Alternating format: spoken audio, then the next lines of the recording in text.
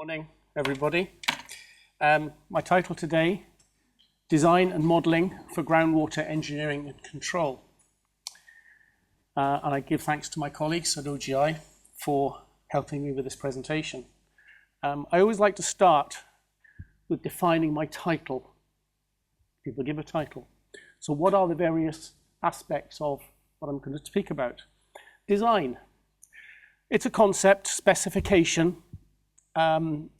It's interesting. It's referred to now. A design refers to something that has been intentionally created by a thinking agent. It's interesting. It doesn't have to be a person anymore.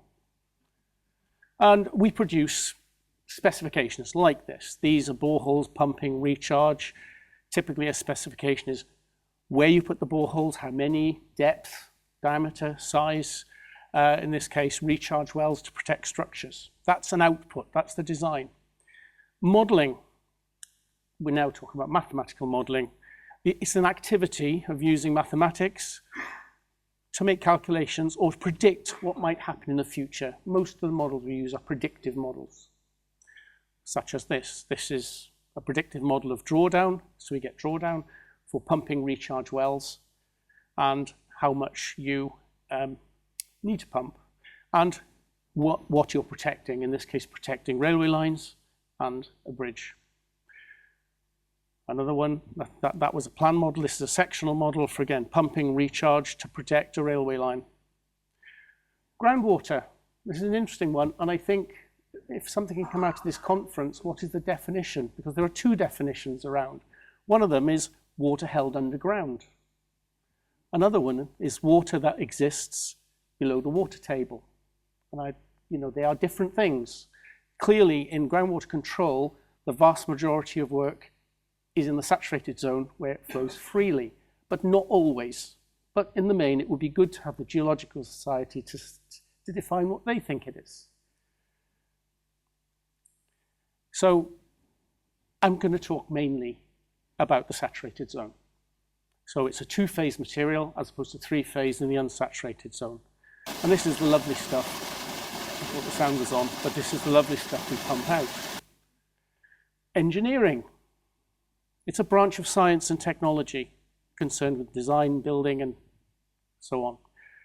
Or, and it's interesting looking up a definition, the action of working artfully. So my view is engineering is a combination of science and art.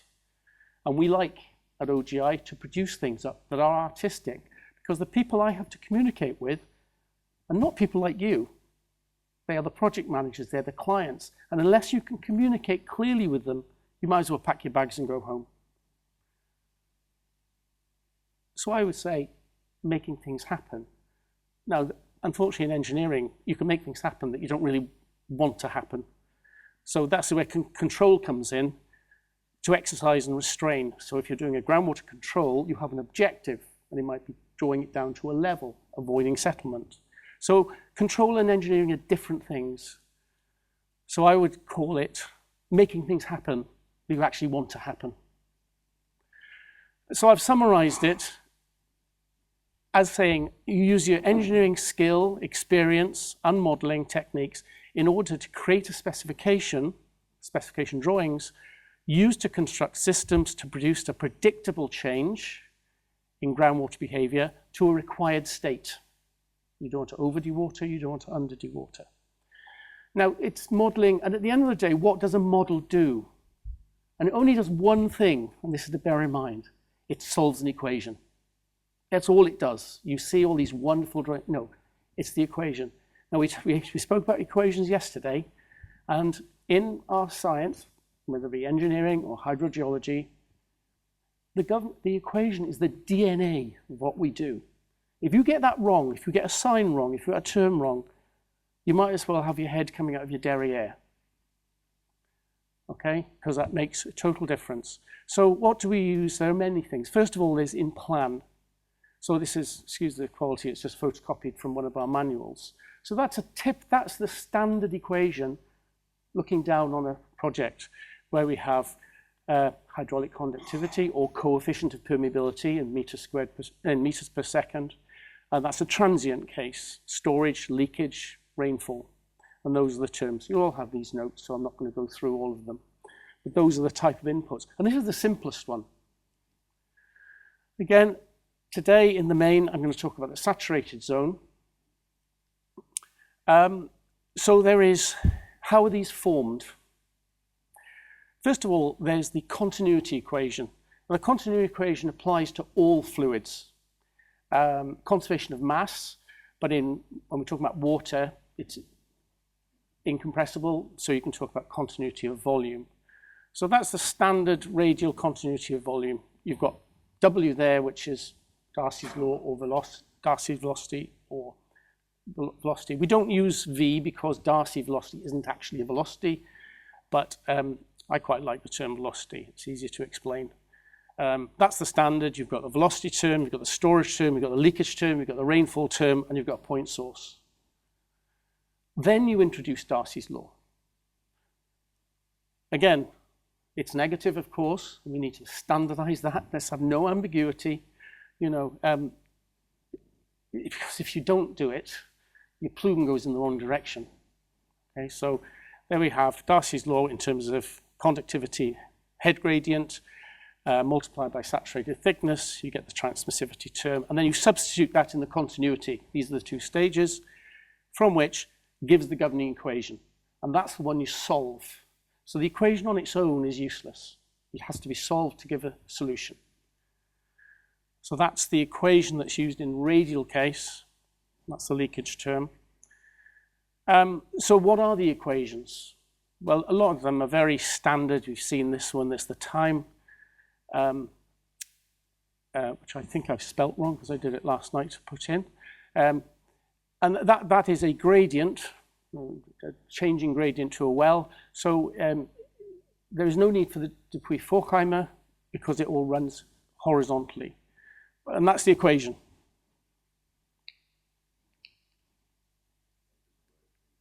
No, that's my own. There we go. I brought my own. Okay, so that's that equation, very simple equation. But in unconfined conditions, your transmissivity now is not constant, and that falls. So it becomes a little more complicated. So you get an equation like this. Very good. So those are very old, over 100-year-old equations. So to gift to the Geological Society, last week I came up with my own. And I did it with my colleague, Mei Lai, there. And we developed an equation that is part confined and part unconfined. It starts off as confined, and this is a very common situation in dewatering. It starts off as a confined aquifer. You start to pump, water table, the piezometric level drops. So you've got Dupuy conditions near the well, and there's one, there we go. You can just about see it in the well, and confined outside. So we've developed this equation. It's very similar. So you've got flow rate as a function of different properties, where alpha is that, and that's your answer. So I've gifted this to the conference today, and we'll put it in QGJ. So that's the equation. Q is a function of top of aquifer, bottom of aquifer. Alpha goes in there, where RT is the point where it changes from unconfined to confined. And that's that point. And there you go. I thought you'd like that, May. Okay. Then we have transient conditions. The previous one was steady state, where you put in an R0. What happens if you have transient conditions? And especially when you're doing pumping tests, you've got to be very careful with how the test is done. So that's the flow equation again.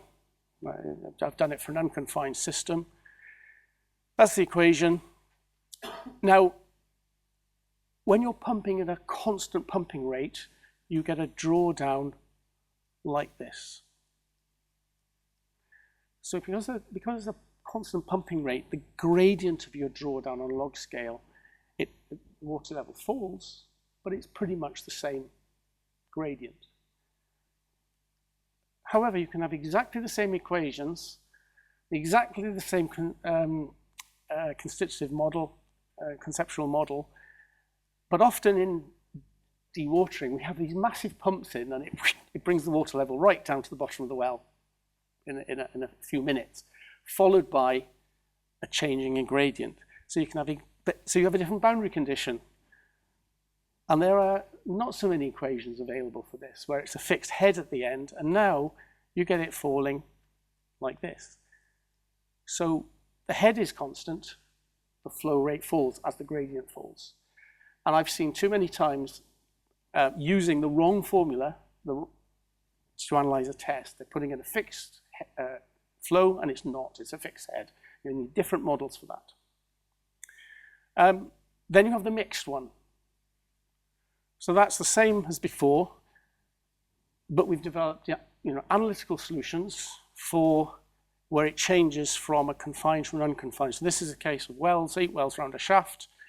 You have your unconfined condition within a certain zone, then it goes to a confined condition.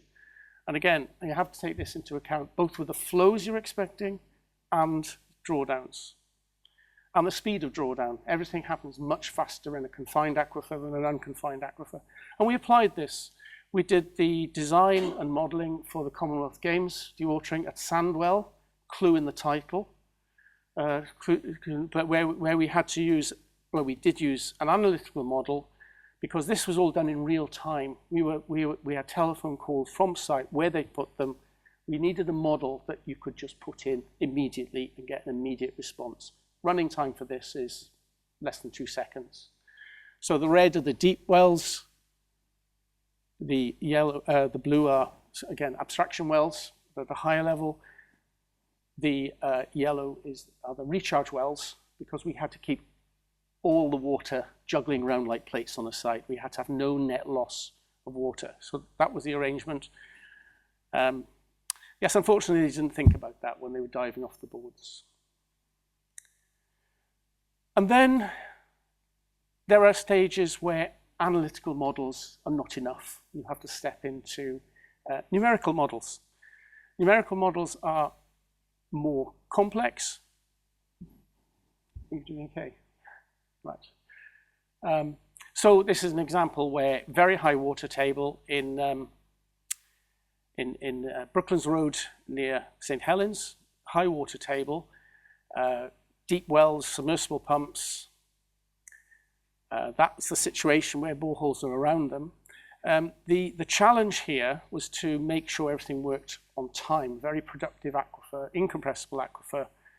So we used finite elements, which are, we can have linear, triangular, rectangular, and cubic.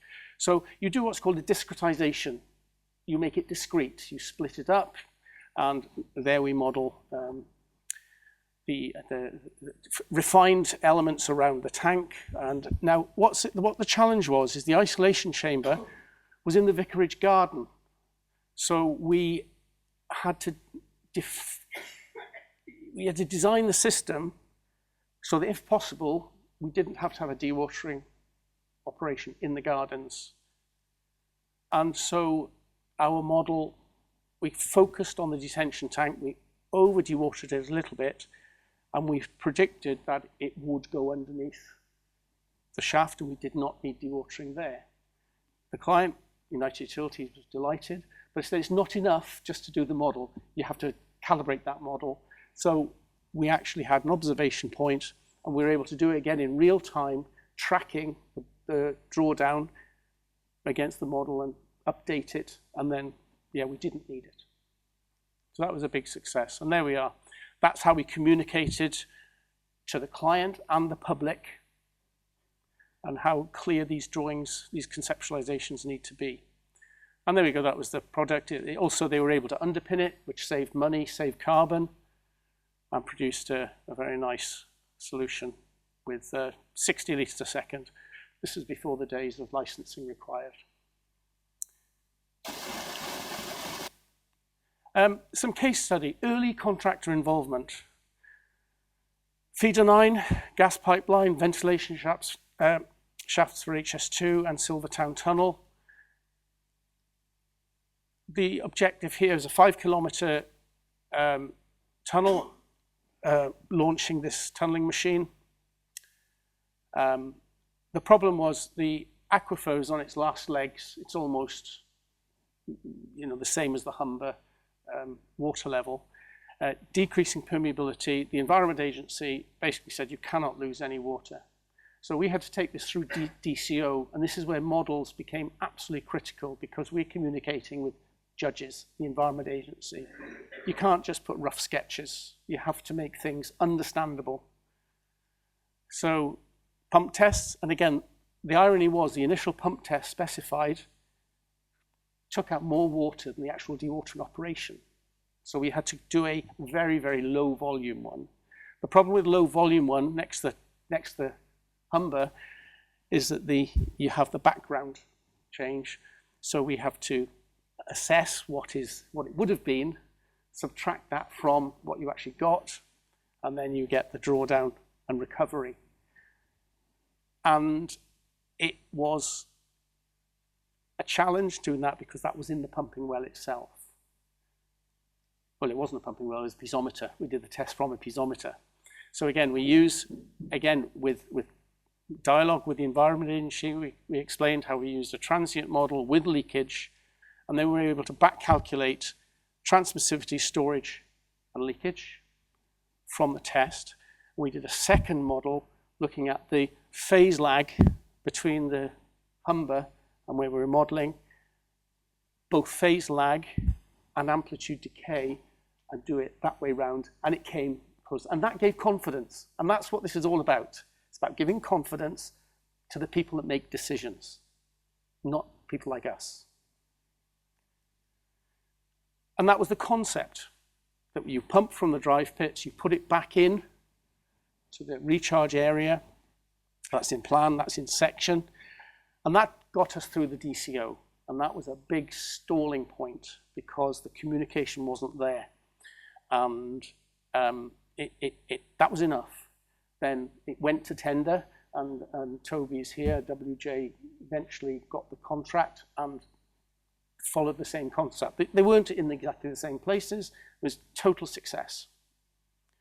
And that was a good, where groundwater specialists like us work well with contractors. We don't need to specify it precisely.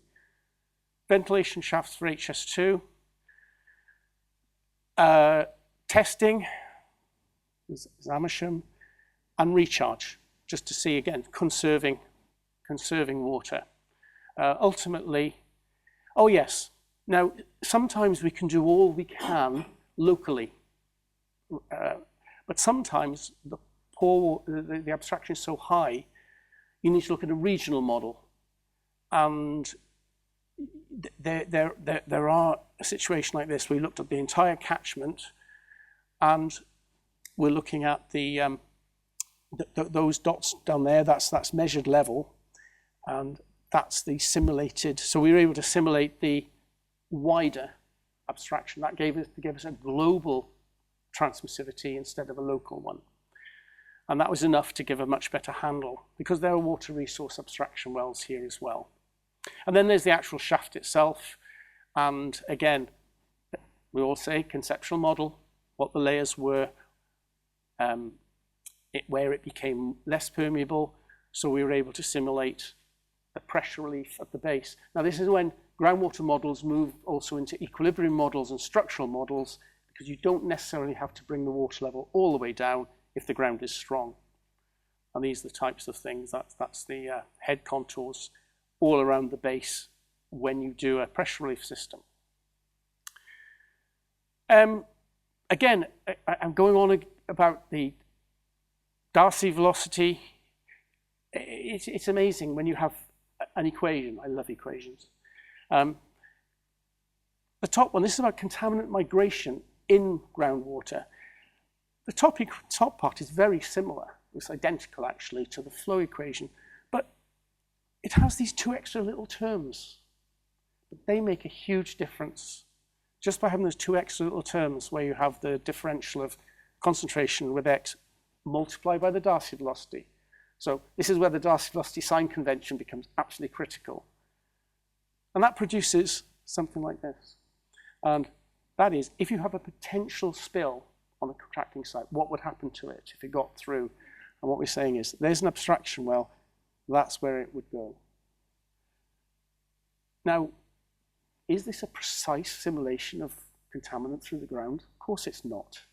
There are enormous amount of properties. So can anybody tell me why we produced this model?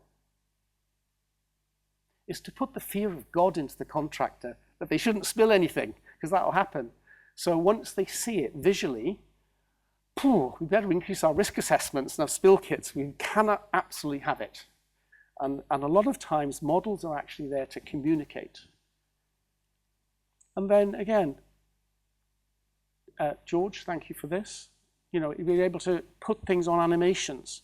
So this is what's going to happen, guys, in time as you have a spill and it goes through.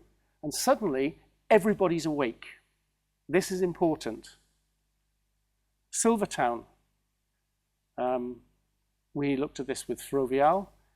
There are launch chambers and reception chambers that need dewatering. That's the standard one. But there's also cut and cover. And there are the launch and retrieval chambers. But the key thing is that's the predicted drawdown from those wells. And that's fine. That's not exciting stuff. But there's the cut and cover. So this is where, you know, it's London clay. It's got weight, but it's also got strength. How much do you really need to bring the water level down? And that we're able to then extend groundwater models to soil models where, you know, we looked at the different factors of safety dependent on how much you drew down, because we didn't want to over dewater it. Advising contractors. This is Lyon in France, where the car parking was right close to the railway line, so the constraints here, and this is where the conceptual model and the objectives come in. What are the objectives? Yes, you need to dewater. You don't want to settle the railway line, and in this case, the molasse is a protected strata. So we had to have pumping wells inside and recharge wells outside, and again, it's communicating the fact that if you put recharge wells outside, so it's really just the other side of the wall, it goes down and you're protecting large abstraction from the molasse, which is a protected aquifer in France. And then I think it was raised yesterday about a range. And this is typically what we do, is we look at the conceptual model, we find out what are the critical success factors. That's a bit of a marketing thing, but in this case, it's the permeability of the molasse. What's it most sensitive to? Because you find out the sensitivity first, and then you focus on the conceptualization of what's sensitive. Sometimes you don't need the full conceptual model, you just need the specifics. So in this case, of course, permeability, and there we have 10 to the minus 6, 10 to the minus 4, but there's the anisotropy ratio.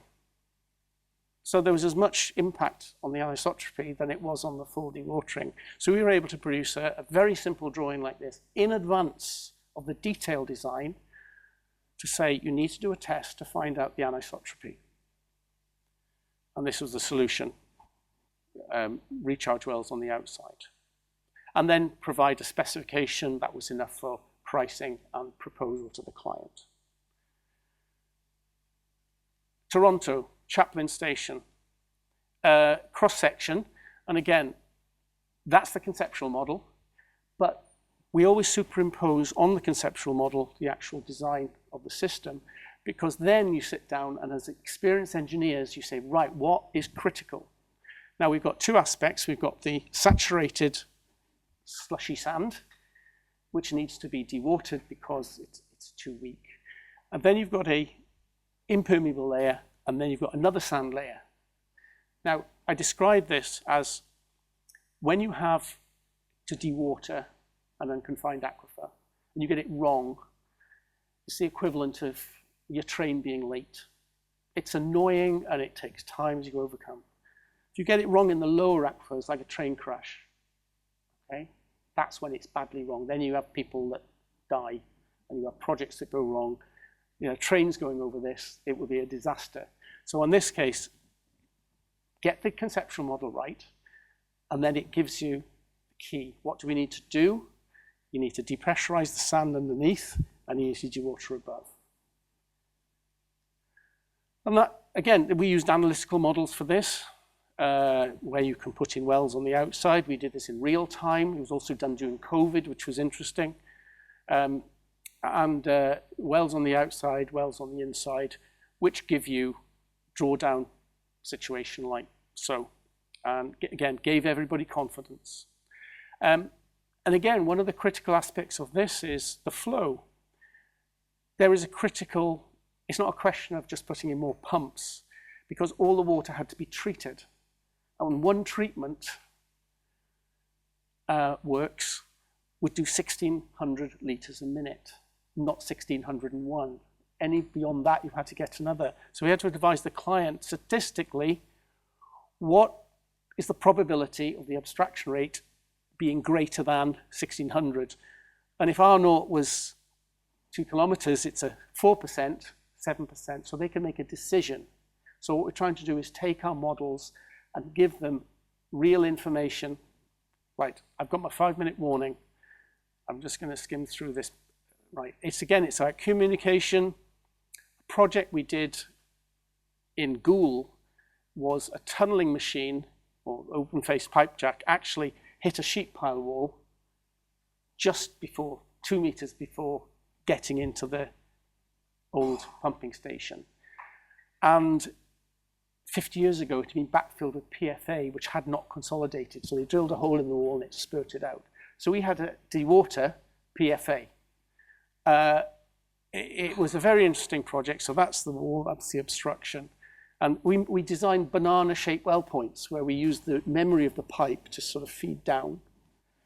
Our client, the contractor, the end client was United, I don't know, it's one of the water companies, but they were dead nervous.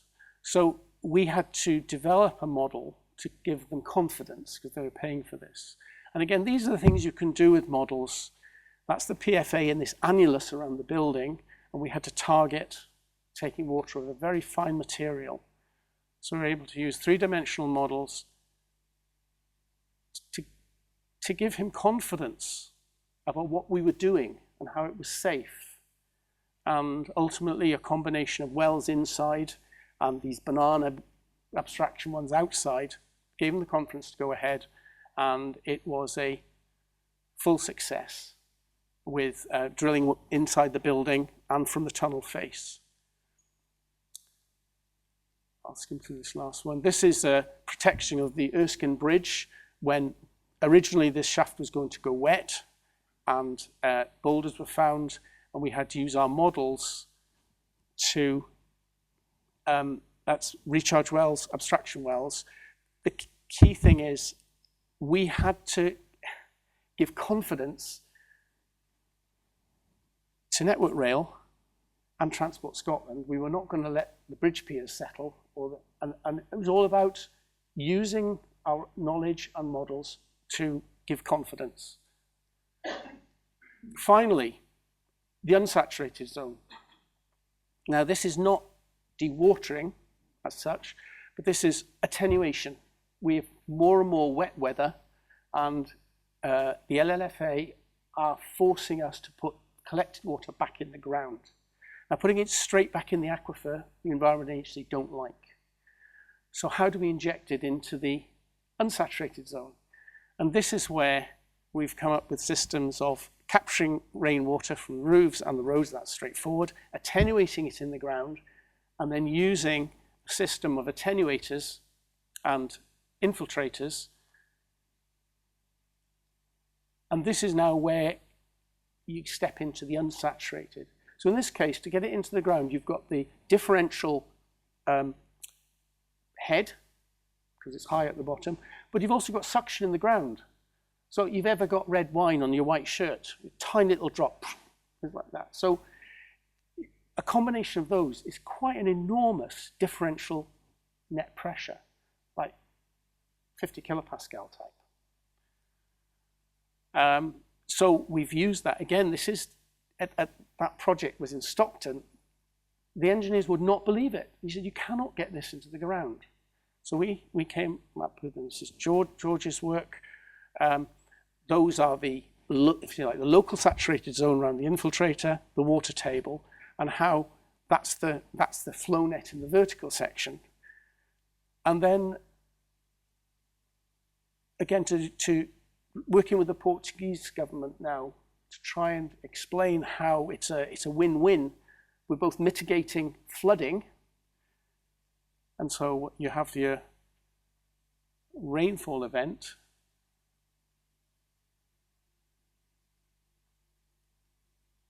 and then it goes down the infiltrators and the ground sucks it out because it's dry.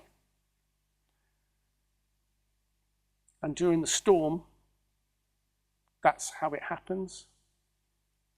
And then the sun comes out, and then that collected attenuation slowly over time falls like a pear drop. And again, I come back to the same thing. The modeling, yes, it's used for quantification, absolutely, for a range. But it's wonderful to demonstrate our skill and our knowledge to the non-specialist. And we explain how that bulk of water, and of course the enemy in this case, as far as, for us, it's flooding and the wet ground we're seeing. But in Portugal, the enemy is evaporation, because if the water is left on the surface, it's gone. So rainfall is coming in more and more heavy, intense periods. It's flooding, it's erosion, and then we're running out of water. And eventually that water falls and joins up with the water table, and you have more resources. That's it. Thank you.